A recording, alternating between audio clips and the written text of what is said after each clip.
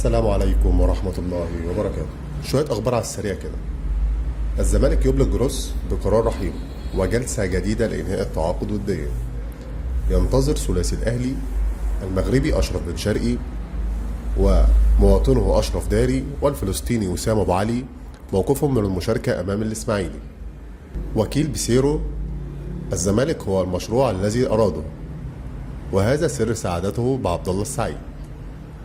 بيسيرو سيخوض المران الأول الجمعة، وسيخوض مباراة بتروجيت وبعدها الأهلي وفقا للجدول.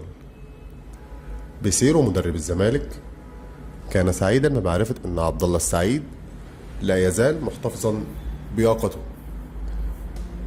ولم يشكل العمر فارقا بالنسبة له.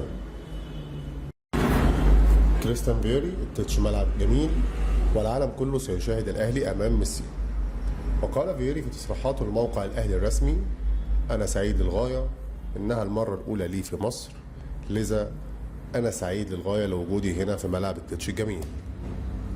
عبد المنعم لاعب النادي الأهلي السابق يرحب بالمشاركة مع الأهلي في مونديال الأندية، لكن النادي الفرنسي يعوق فكرة عودة اللاعب المؤقتة، لأن ذلك سيعني تأخر مشاركته في المعسكر التحضيري للموسم المقبل، وسيؤثر عليه بالسلب استعدادا للموسم الجديد.